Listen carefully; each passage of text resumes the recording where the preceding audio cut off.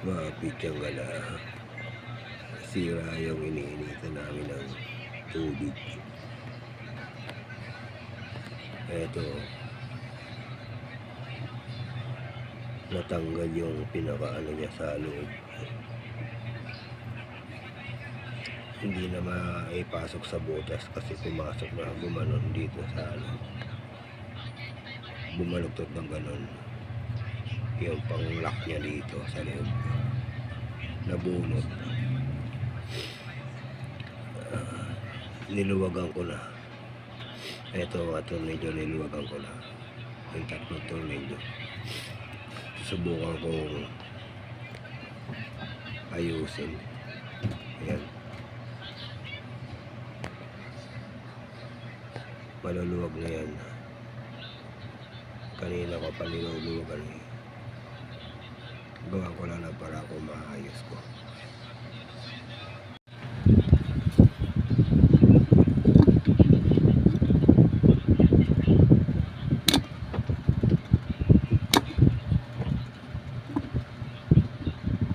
Magalaw yung camera na tamaan ng hangin ng electric fan.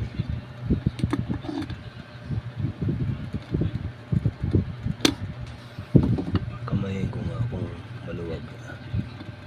Masikip. Pwede ano. May sumasangga sa daliri ko, di ko maipit eh.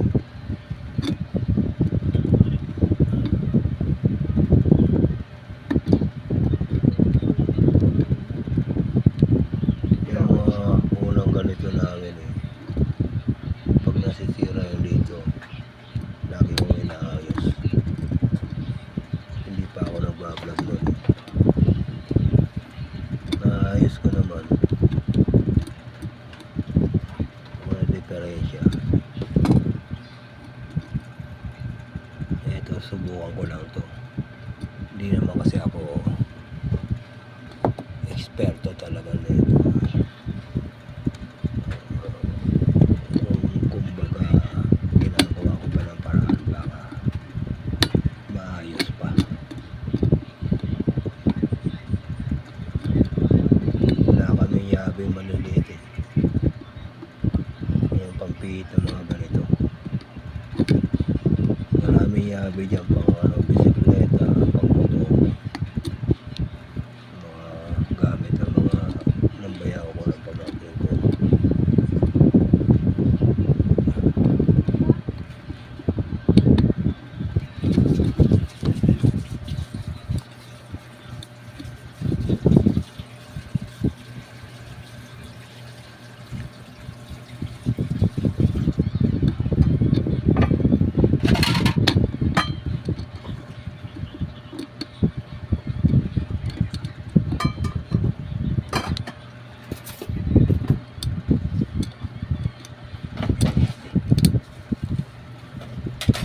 Babalik ka pa.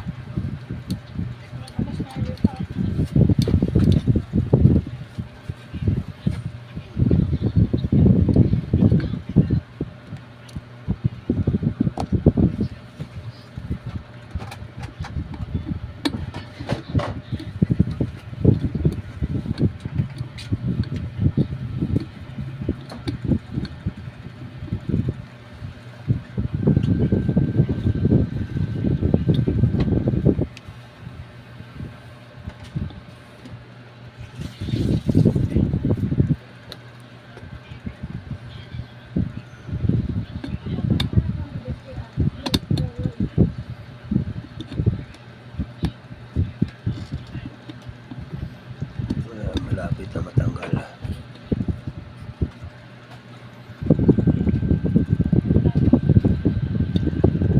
Yun. Pipihit ang daliri ko.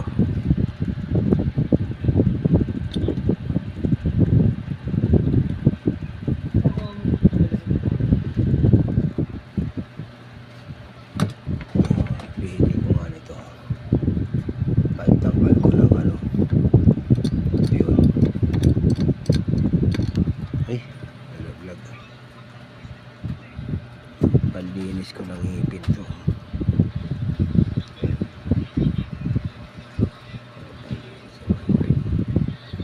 Gamit na ng dentista.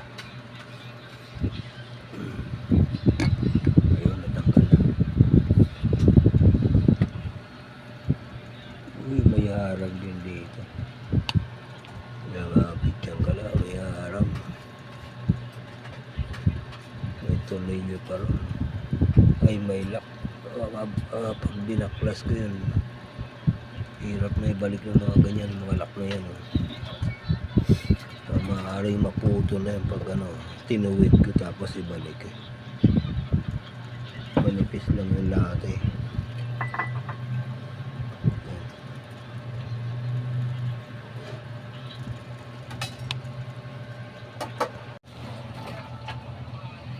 Ayan mga pitsang galaw. Nailapat ko na to dun. Pinato ko ng ganyan dyan. Tapos ganyan. Nilapat ko dyan. Tapos dinihina ko ng price yung yung para lumapat may pasok yung niya. Yung pera-alak sa loob. Ayan. Na yun. Nakapantay na to.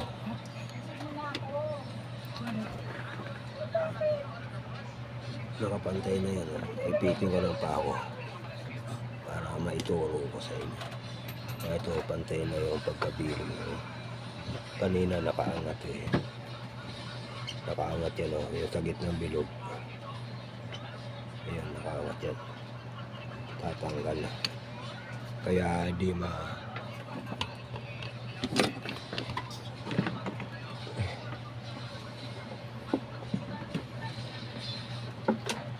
hindi may pasok dito. Ayan. Kasi ito bumabangga to.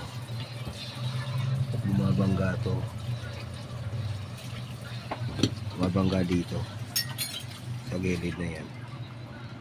Mabangga rito.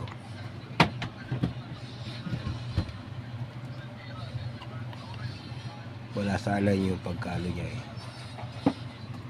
Yung pagkabilog niya yun. Tabingi yung nakaangat yun eh.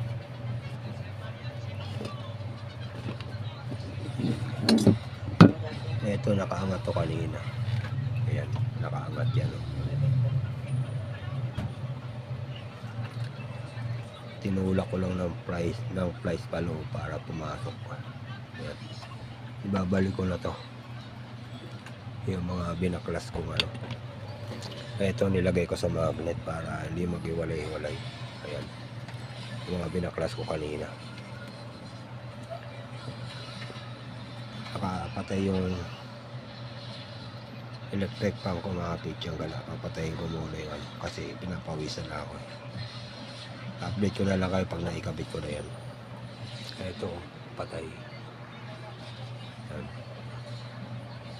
Pag naikabit ko na yan, update ko kayo mamaya mga pitsang gala. Ayan. Ayan mga pitsang gala. Yung inano ko kanina. Yung inangat ko to.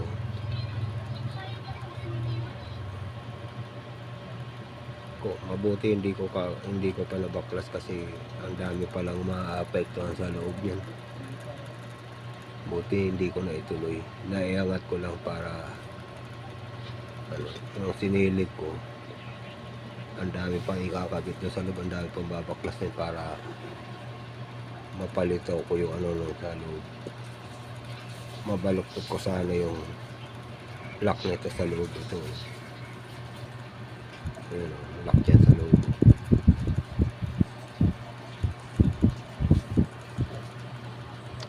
Babalik ko muna.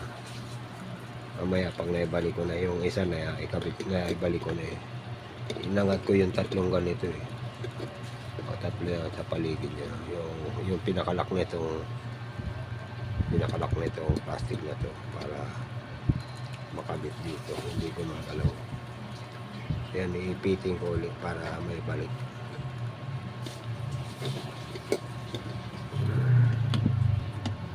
Yan. Ngayong electric pa malakas na naman sagap na ito. Kanina kasi pinatay ko. Pinapapawisan ako ng gusto eh. Ang init dito sa loob ng bahay namin. Kulob na kulob, walang papasok na hangin dito. Paligiran na kami ng mga kapitbahay ng mga building. Kami na lang mababa rito.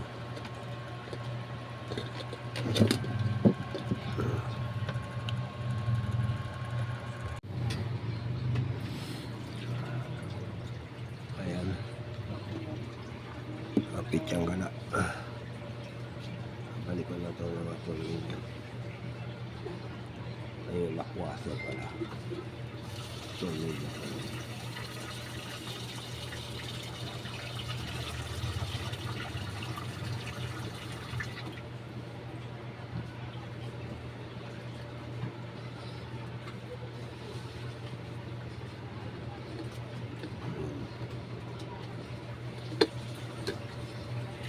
Kabit na isa.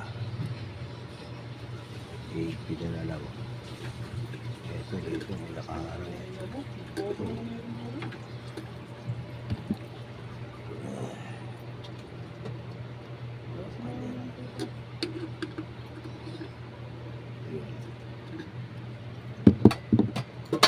Ayun. Pampihit. Lalo nakaharang.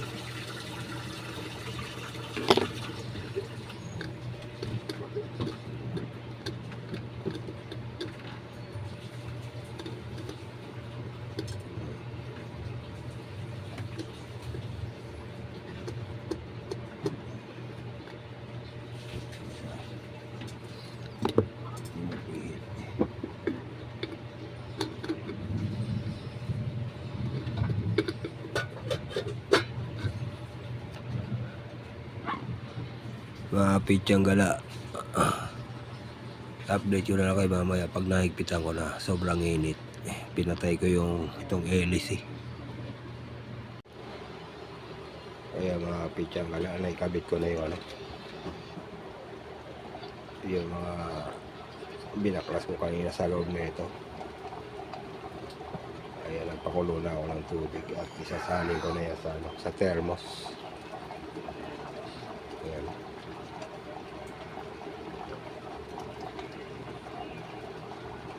Yung takip pala na ito nawala na, nabaklas na.